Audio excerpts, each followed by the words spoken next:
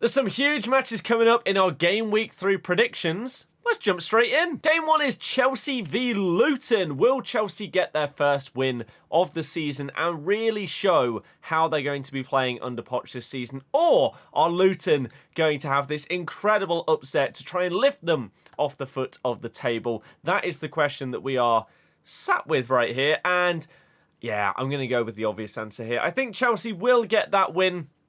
And hopefully we're going to start to see some goals for Jackson and some of these other players. Chilwell could be thriving, basically playing a left wing role in this setup. And the midfield now has been a bit more stacked after the transfer window that they've had in the last week. So I will go with a comfortable Chelsea win of Chelsea 3, Luton 0. Bournemouth are up against Tottenham Hotspur, who got a really, really good win against Manchester United the other day. And James Maddison was seen leaving the stadium with a protective boot, but he is available to play. So that's a big, big boost for Spurs. And they've started the season looking very lively. 2 goals scored in both of their games so far, which is a beautiful start under Ange Postecoglou.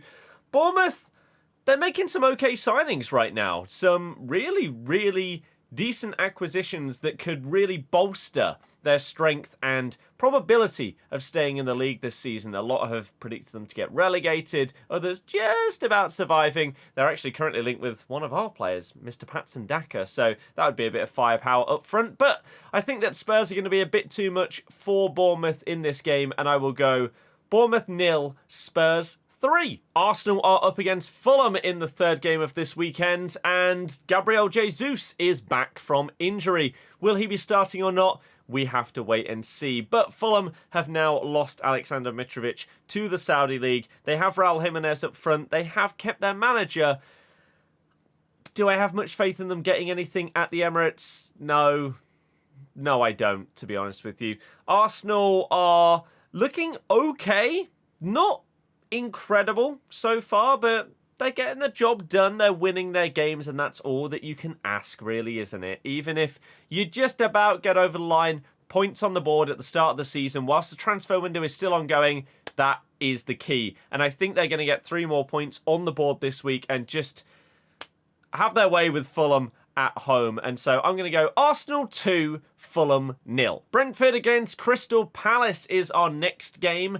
Brentford scoring goals and having a good time doing it. Wissa and Mbeumo are having a wonderful time and life at Brentford right now. Many, many links with Tony this morning after he has changed agency, that he is potentially looking to move in January. So this transition to Wissa and Mbeumo being the guys getting the goals maybe was a really, really good thing to happen in advance of Tony leaving, rather than him coming back in for a few months and then leaving. If he goes in January, they'll already be set and we'll have no disruption.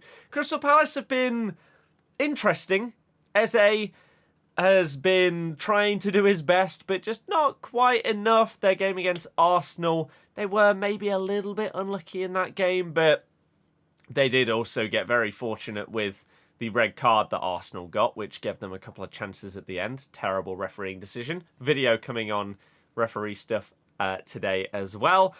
I think Brentford are just going to be too good here at home, and I'm going to go Brentford 3, Crystal Palace 1. Everton against Wolves. 2 teams that were both in many people's predictions to either be in the relegation zone or just above it. However, 2 teams that have started the season in very different ways. Everton, they got chances in games, but for the most part, they've looked poor. Wolves, on the other hand, whilst they've not managed to get many goals from their abundance of chances, they've been very, very creative. They looked fantastic against Man United in their first game. Second game, they did manage to look a little bit similar and get a goal on the cards, which is good for them. But I think that Everton are just in a bit of a mess right now. They've lost Calvert-Lewin again. Their new striker is still not ready, and now they're apparently looking at getting another one. What's going on there?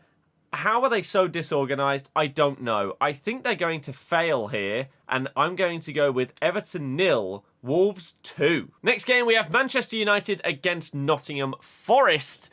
Forest, decent right now. They look okay, and they've made some okay signings as well. Man United midfield is one of their problems. The other one is their clinical edge that they are lacking. They desperately need Højlund to be fit and ready to go. Initially, it was looking like this was the game they were targeting for him to be able to start and actually get a striker in their team rather than forcing Rashford in off the left up front. It's not working. He's not fit yet. Looks like it's going to be the next game. So is that going to hinder Man U again? Maybe, because they've had chances, but just not been able to take them. And the midfield is so disjointed right now with this Bruno, Casemiro, Mount trio. Mount just is not slotting in the way that they would have hoped. So I still think that they'll probably have too much for Forest, but it'll be a close one. Being at home is going to be a big, big bonus for them. And so I will go Manchester United 2, Notts Forest 1. Brighton up against West Ham. Interesting fixture, this one, and you wouldn't have said that a couple of weeks ago, but after West Ham got that big win against Chelsea, maybe you could argue that things have changed. Brighton are smashing it so far and look great. They've continued on their fine form that they had throughout last season. That may falter as European football gets underway in a few weeks' time, but for now, they are just going about their own thing, and they are looking good whilst they do it. Whilst West Ham did get that win against Chelsea, they got a bit fortunate at times in that game, and I think Brighton would just be too much for them on this Saturday night football. So I will go, let's go for a big game. Brighton 4, West Ham 2. On to Super Sunday, we have Burnley up against Aston Villa, who bounced back from their heavy loss against Newcastle the other day and were looking a little bit better. They were a bit fortunate in some of their goals. 2 of them coming from throw-ins is not very normal, but some nice finishes and stuff like that from Aston Villa. Burnley, I mean, we didn't really get to see much so far from Burnley. Obviously, Man City is not the opener that you want, so it's hard to judge right now. Villa away from home. Do I think Burnley's going to be a tough place to go this season? Maybe. It's not quite what it used to be under Sean Dyche, where it was just a bit of a fortress and they would shut up shop and you would not get through.